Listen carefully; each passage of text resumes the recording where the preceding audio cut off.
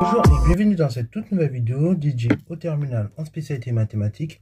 Et donc on va être sur l'avant-dernière vidéo du chapitre sur les intégrales. Donc sur les intégrales et les suites en tout cas. Puis après on va passer sur nos thèmes. Après normalement on va passer sur l'enseignement scientifique, un peu moins marrant, je le sais. Mais bon, il faut bien qu'on en fasse un petit peu. Donc là on va parler d'intégrales et de suites. Et donc je vous propose un autre exercice un peu moins long que la dernière fois, mais assez intéressant quand même à exploiter. Donc autour des intégrales et des suites. Voilà, donc je laisse mettre la vidéo en pause, essayer de bien faire l'exercice et ensuite on va tout simplement corriger. Sur ce donc, correction. Donc là, bah voilà, on vous donne un certain nombre. Donc là, ce coup-ci, il est un petit peu plus différent cet exercice dans le sens où, tout simplement, ce coup-ci, on vous donne donc l'intégrale I0. Et donc après, bah, le but est tout simplement, dans un premier temps, de trouver la valeur de I0 en passant par I1. Et donc on vous donne IN de façon générale. Donc IN, la suite IN, qui est définie elle-même par une intégrale.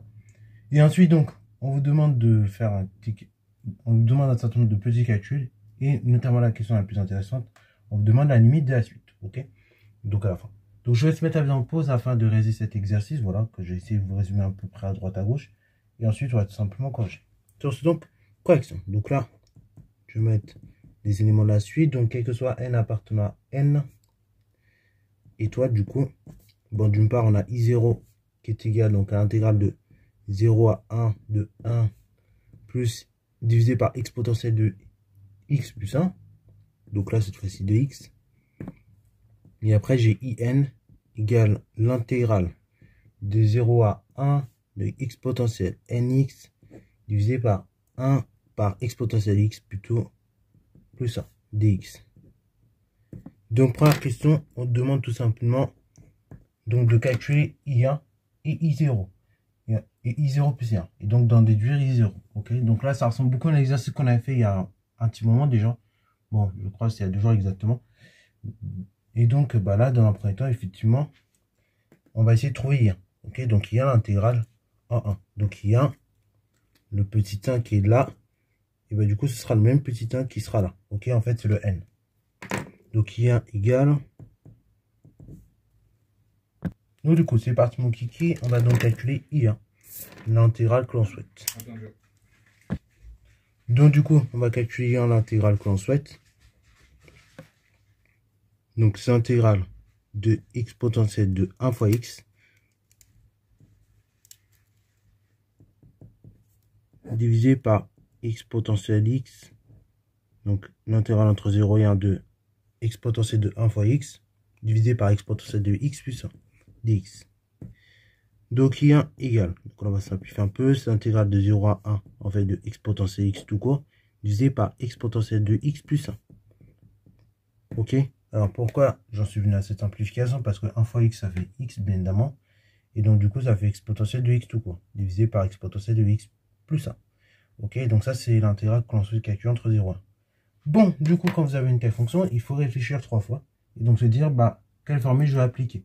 Ok, soit vous cherchez à faire une IPP, soit vous cherchez à faire une décomposition en éléments simples. Donc, en général, quand vous êtes en terminale, cette décomposition elle vous sera donnée et ce sera à vous de trouver les facteurs A, B et C, s'il y en a. Bon, là, c'est pas trop le cas. Au troisième cas, et ben, il faut chercher une primitive. Ok. Donc là, on regarde vite fait la forme sur laquelle on est. Bon, là, je reconnais la fonction, une fonction U. Si je dérive le dénominateur, bah, j'ai x potentiel de x plus dérivé de 1, 0. Ah bah tiens, je reconnais x potentiel de x. Donc en fait, je suis de la forme U' divisé par U. Et U' divisé par U, on l'a vu 150 fois, cette primitive, c'est ln de U. Ok, donc I1 égale ln de x potentiel x plus 1, tout simplement. Et donc ça, entre 0 et 1.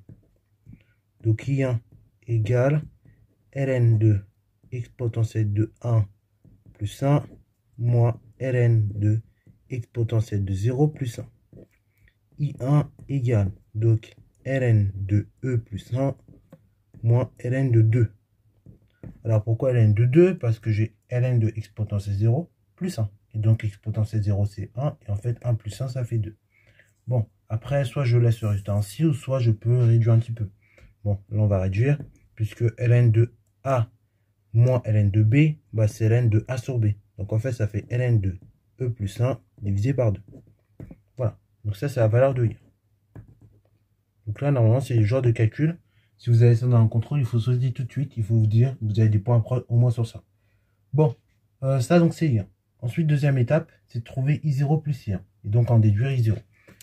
Donc I0 plus I1. On y va. Égal.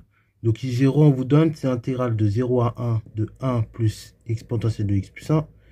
Plus I1, donc intégrale de 0 à 1 de exponentielle. Donc ici c'est I1. Donc de exponentielle de x divisé par exponentielle de x plus 1. Donc par linéarité, vous dites que c'est intégrale de 0 à 1 de 1 plus exponentielle x divisé par exponentielle x plus 1. Donc ça c'est vrai par linéarité. Essayez d'éviter d'oublier des x par contre, ok? Comme ça, ça vous évite de perdre du temps. Et ça, en fait, j'ai la même quantité au numérateur et au dénominateur. Donc, en fait, concrètement, c'est comme si je cherchais à partager 13 bonbons en 13 paquets. Bah, c'est-à-dire qu'il y aura un bonbon par paquet. Là, c'est la même idée. Ça fera donc intégrale de 1 dx. L'intégrale que je cherche à calculer. Donc, entre 0 et 1. Donc, ça, c'est I0 plus I1. Bon, intégrale de 1 entre 0 et 1. Bah là, pour calculer ça, il me faut juste une primitive et c'est bon. Je finis le boulot. Donc du coup, intégrale I0 plus I1 égale donc primitive de 1. Primitive de 1, bah, il se trouve que ça fait tout simplement x entre 0 et 1. Alors après, plus n'importe quelle constante encore une fois. Mais je prends toujours, je l'ai dit, la plus simple des primitives. Et donc I0 plus I1, bah, c'est égal borne du haut moins borne du bas. Donc en fait, ça fait 1 moins 0, donc 1. Voilà, donc I0 plus I1, j'ai trouvé 1. Bon, du coup, ça, j'ai appelé ça 2. Voilà, ça, les valeurs que j'ai trouvées tout à l'heure, je vais appeler 1. Donc maintenant, troisième étape, c'est trouver la valeur de I0. Donc, 1 et 2 impliquent la chose suivante. Et bah, si tout simplement I0 plus I1, c'est égal à 1, bah, si je cherche la valeur de I0, ce sera donc 1 moins I1. Donc I0 égale, donc 1 moins I1, donc 1 moins ln2. E plus 1 divisé par 2. Et ça, j'ai trouvé la valeur de I0. Bon, maintenant, question 2. Pour tout n appartenant à n, calculer IN plus 1 plus IN. Bon, on y va. Donc, quel que soit n appartenant à n, IN plus 1 plus IN égale. Donc, c'est intégrale de 0 à 1 de l'exponentielle n plus 1 facteur x divisé par exponentielle de x plus 1 plus IN, donc intégrale de 0 à 1 de exponentielle nx divisé par exponentielle de x plus 1. Ok, là pareil, le n que vous avez ici en indice, c'est le même que le n qui est là. Et le n que vous avez en indice ici, c'est le même que le n qui est là en exposant. Ok, donc ça, il faut bien faire gaffe à bien les regarder. Ok, bon, et après, bah, j'effectue tout simplement mes calculs. Donc là, je vais regrouper ces deux intégrales par linéarité.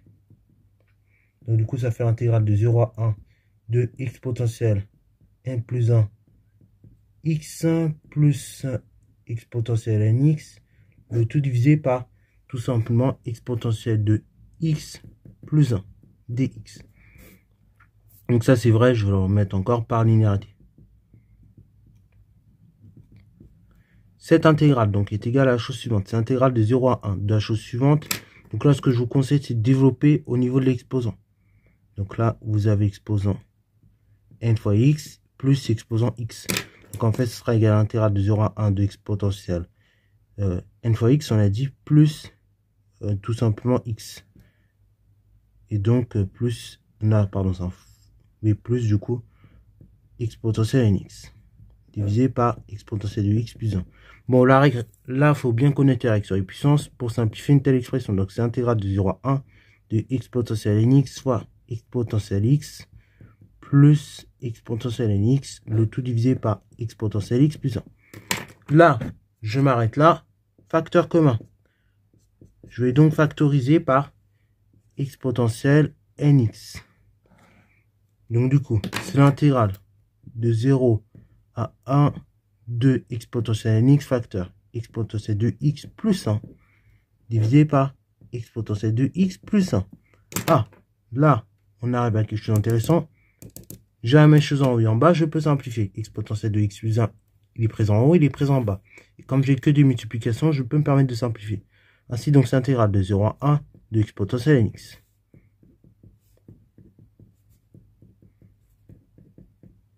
Voilà. Et puis après, intégrale de 0 à 1 de x potentiel nx, bah, pour arriver à une écriture simplifiée, donc là, il faut trouver la primitive. Enfin, une primitive, bien évidemment. Donc la primitive de x potentiel nx, c'est tout simplement x potentiel, la chose suivante. Donc c'est toujours x potentiel nx, et cette fois-ci divisé par n. Ok. Alors pourquoi? Parce que tout simplement, c'est la chose suivante. Quand vous allez dériver x potentiel nx, le n il va descendre. Donc vous aurez n fois 1 sur n fois x potentiel nx. Et donc vous retrouvez cette fonction-là. Ou tout simplement, et ben en fait pour primitiver, donc ça, c'est pour ça que je fais comme ça depuis quelques vidéos.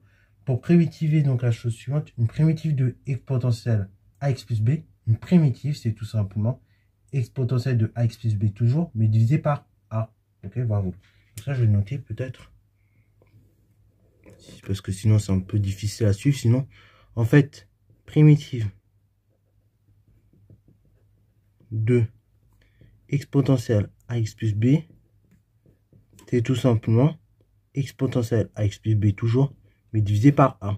Comme ça, après, quand je redérive x potentiel à x plus b ici, et ben en fait, ça va me faire a fois x potentiel à x plus b toujours, fois 1 sur a, et donc je vais retomber sur ça. Ok? Donc moi, bah, je suis pas nécessairement obligé de connaître la formule.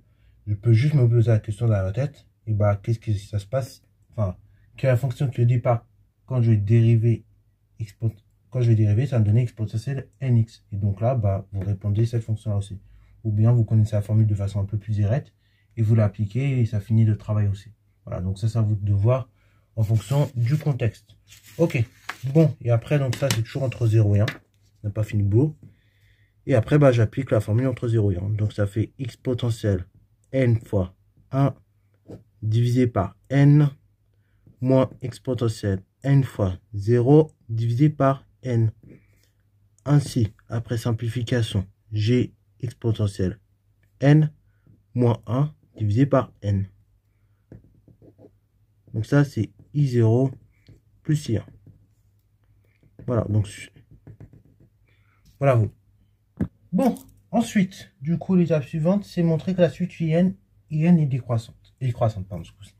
Donc là, bah, c'est toujours la même procédure, quel que soit n appartenant à n.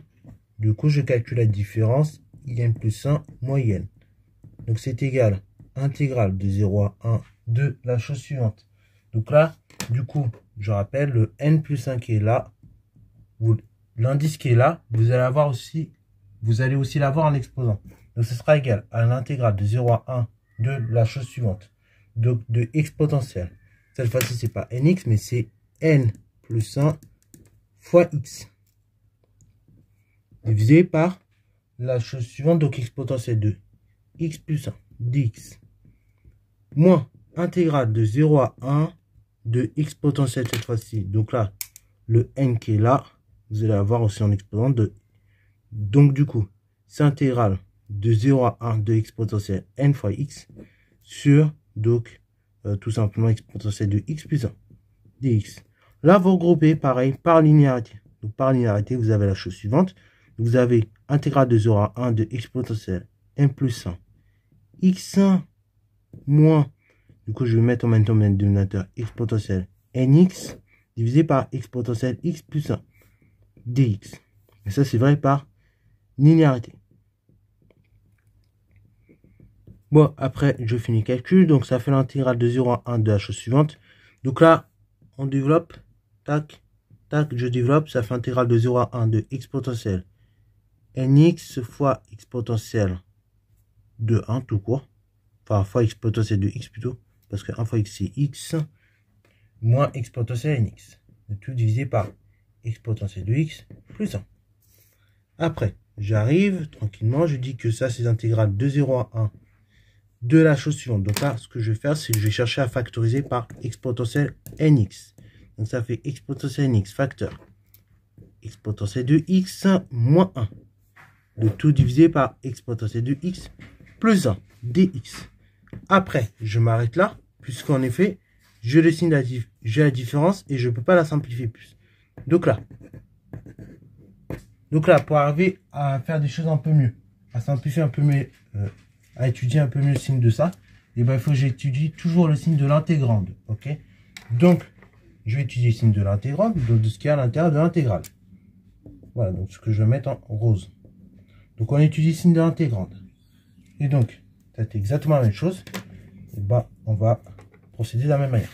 On va dire que quel que soit n appartenant à n et à grand N, et x, et quel que soit x appartenant à 0, 1, bah du coup, x potentiel de nx, ça je dis toujours la chose suivante, je dis que c'est toujours supérieur à 0 strictement. Donc d'autre part, de même, quel que soit x appartenant à 0, 1, bah x potentiel c'est strictement positif. Donc x potentiel de x strictement positif et 1 strictement positif. Donc quel que soit x appartenant à R, à 0,1 pardon, on restreint juste x potentiel de x plus 1, je dis que c'est strictement positif. Donc le dénominateur en sein du QP c'est strictement positif. Le numérateur, on a presque fini, on a dit c'est strictement positif. Et enfin j'ai étudié le signe de x potentiel de x moins 1. Donc quel que soit x appartenant à 0,1, je dis que x potentiel de x moins 1 c'est strictement positif si et seulement ici. Bah du coup x potentiel de x plus grand ou égal à 1. Ok, x potentiel de x moins 1 plus grand ou égal à 0. C'est-à-dire que x potentiel de x plus grand ou égal à 1. Bon, 1, vous savez que c'est x potentiel 0. Donc en fait, c'est-à-dire que x potentiel de x plus grand ou égal à x potentiel 0. Et après, comme la fonction ln, elle va croître, donc elle croît sur r plus étoile, et bon, en appliquant le logarithme aux deux membres, et ben je vais avoir donc x plus grand ou égal à 0. Et ça, c'est vrai car la fonction qui a x associe ln de x croît sur r plus étoile. Voilà. Donc, en fait, en conclusion, ça se dit comment, ceci? Ça veut dire que x potentiel de x plus 1 strictement positif ou nul si x plus grand ou égal à 0. Ok? Donc, en clair, bah, pour tout réel x compris entre 0 et 1, bah, j'ai tout cet élément-là qui est positif. Ok, l'intégrande est positive. Donc, j'en déduis, quel que soit x appartenant à 0, 1, quel que soit n appartenant à n, à grand N, x potentiel nx, facteur e de x moins 1 divisé par e de x plus 1, c'est positif ou nul. Donc, du coup, ça veut dire quoi? Ça veut dire que maintenant, vu quand je vais passer à l'intégrale, comme l'intégrale est positive, l'intégrale va être également positive. Comme je conserve en plus l'ordre des bandes, je suis dans l'ordre.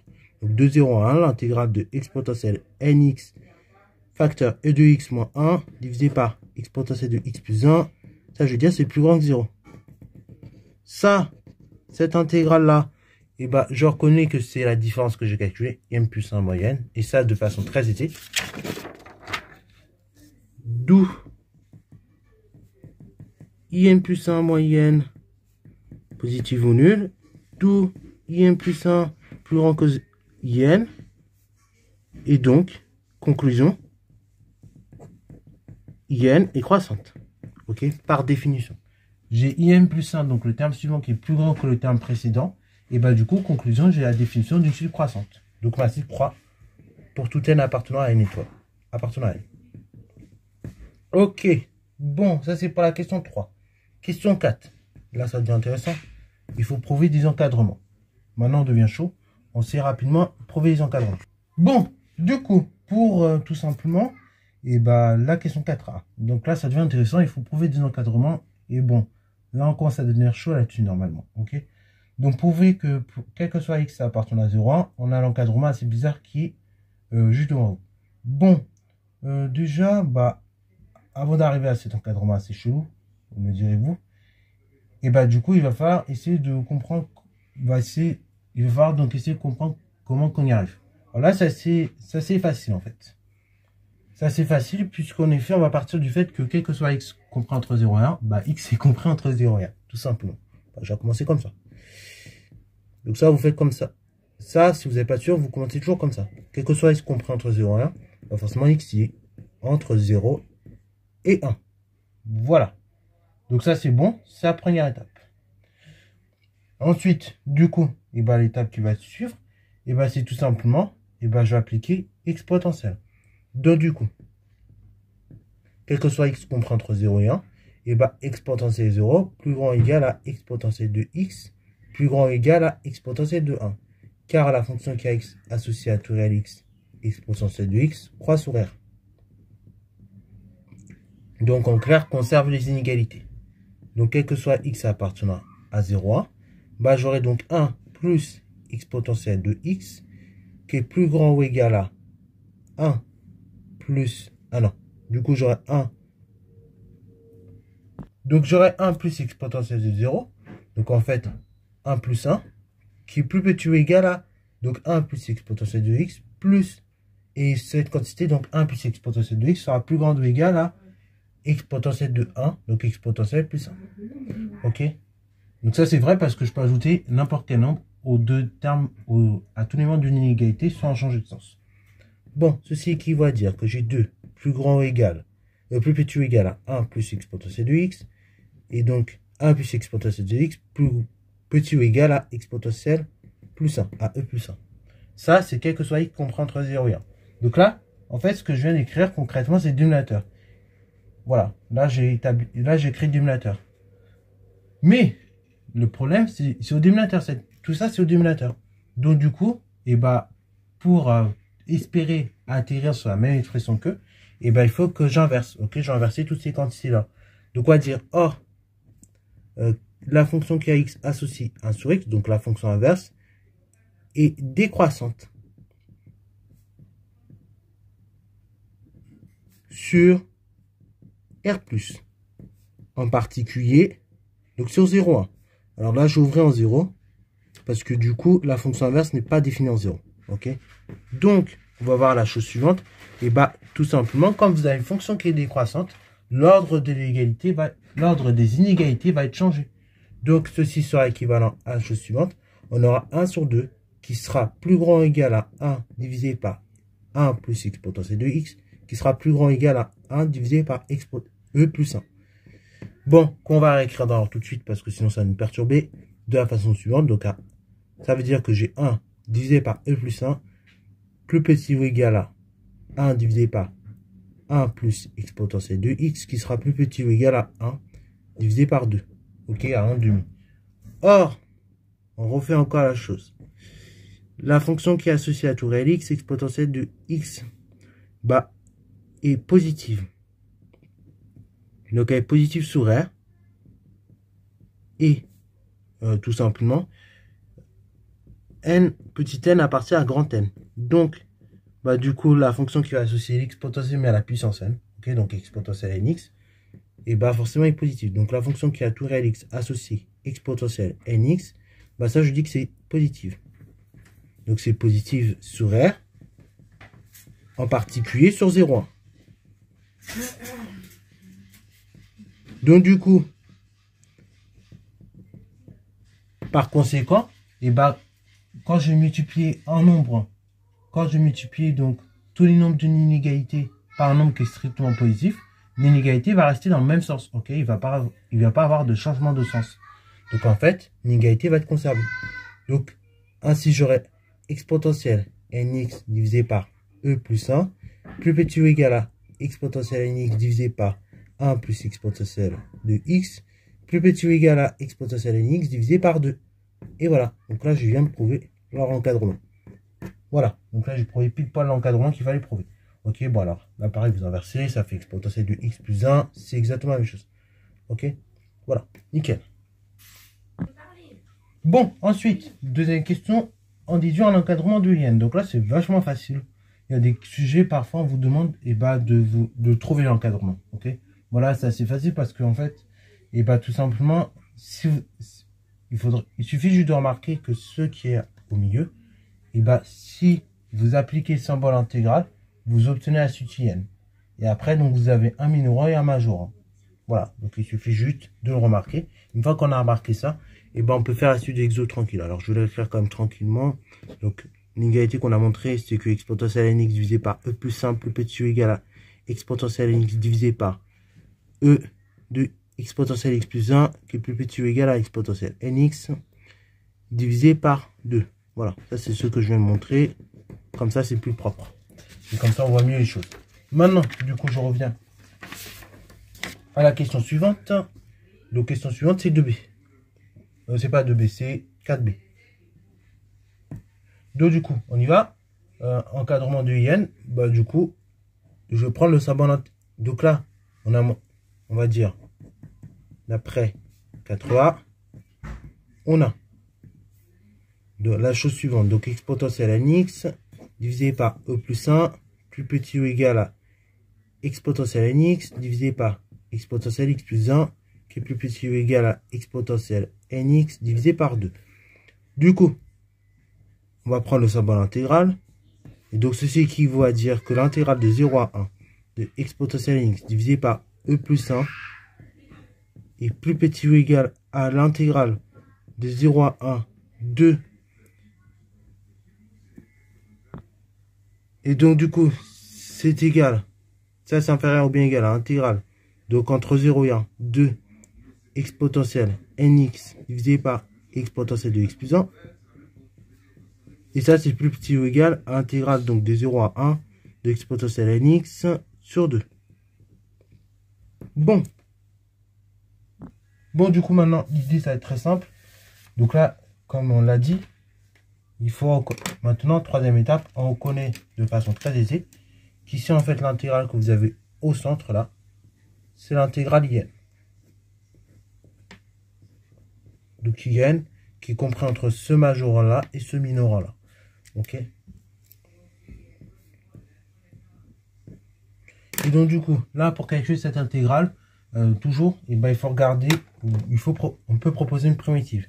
Et avant de proposer la primitive, quelque chose que je vous ai toujours dit, et ben, pour avoir tout simplement l'intégrale, pour voir comment je vais proposer ma primitive, il va falloir regarder tout simplement et ben, la variable sur laquelle vous faites l'intégrale. Et donc ça, c'est tout simplement la lettre qui a derrière le D qui va vous donner sa variable. Voilà. Donc là, c'est X, la variable. Ce qui veut dire que le divisé par 2, je peux le sortir par linéarité. Divisé par x potentiel par e plus 1, pareil, par linéarité, ça va sortir. Donc en fait, je vais avoir la chose suivante. Par linéarité, donc ceci sera équivalent à 1 divisé par e plus 1 fois intégrale de entre 0 et 1 de x potentiel nx, qui sera, donc ça sera plus petit ou égal à in, et in sera plus petit ou égal à 1 demi fois intégrale de 0 à 1 de x potentiel nx, non plus divisé par 2, ok, donc de x potentiel nx. Là, bah après du coup, ça va être assez simple, on aura 1 divisé par e plus 1 fois du coup la primitive entre 0 et 1 de x potentiel nx qui vaut x potentiel nx divisé par n. Donc entre 0 et 1. Après, au centre, j'ai n. Et en majorant, donc j'aurai 1 demi fois intégrale entre 0 et 1 de x potentiel nx. Pareil, pour la calculer, je propose une primitive qui est x potentiel nx divisé par n entre 0 et 1. Après, du coup, j'ai 1 divisé par x potentiel par e plus 1 fois, donc, ce gros calcul-là. Donc, je prends la borne du haut moins la borne du bas. Donc, fois x potentiel de n fois 1. Donc, x potentiel de n divisé par n. Moins x potentiel de 0, donc 1 divisé par n. Plus petit ou égal à in. Et ça, in plus petit ou égal à la chose suivante, 1 demi fois. Donc, e de n fois 1. Donc, e puissance n divisé par n. Moins e puissance n fois 0. Donc, e puissance 0, donc c'est-à-dire 1 divisé par n. Donc, équivaut. Et aussi, le passage de là à là, j'ai oublié de le préciser, mais je pense que vous avez compris, ça c'est vrai par linéarité.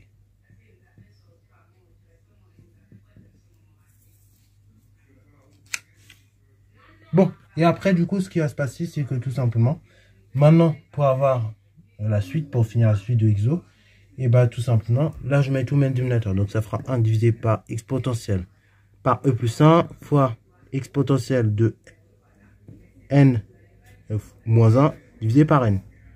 Et donc, ça, c'est plus petit ou égal à in. Et donc, in, il sera plus petit ou égal à 1 demi fois. Donc, exponentielle de n moins 1 divisé par n. Voilà. Et donc là, je finis l'exercice comme ça. Maintenant, dernière question, ça va être tout simple. Alors là, dernière question, avant de faire la dernière question, ce que je vous propose, ça va être tout simplement de pouvoir réduire un petit peu la chose. Ok? Donc ça, ce sera équivalent à dire la chose suivante.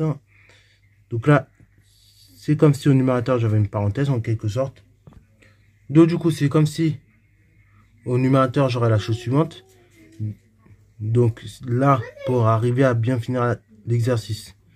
Donc là, je vais scinder la fraction 2. Donc ça fait 1 divisé par e plus 1 fois la chose suivante. Donc fois exponentielle de n divisé par n moins 1 divisé par n. Et ça, c'est plus petit ou égal à in, qui est plus petit ou égal à 1 demi fois exponentielle de n sur n. Moins 1 divisé par n. Alors pourquoi je fais ça? C'est pour anticiper tout simplement la question d'après qui me demande d'en déduire la limite de la suite. Ok? Donc là, maintenant, pour en déduire la limite de la suite, je vais me servir de cette expression-là. De cet encadrement de l'intégrale.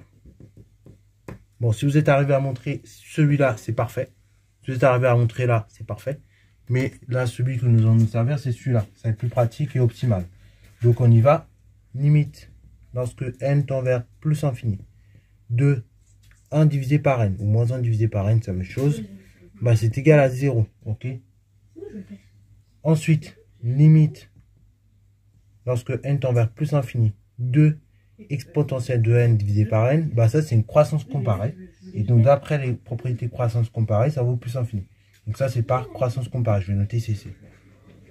Donc par somme, le contenu de la parenthèse, limite, lorsque n tend vers plus infini, de la chose suivante, donc de exponentielle de n sur n moins 1 divisé par n, ça je dis que ça fait plus infini.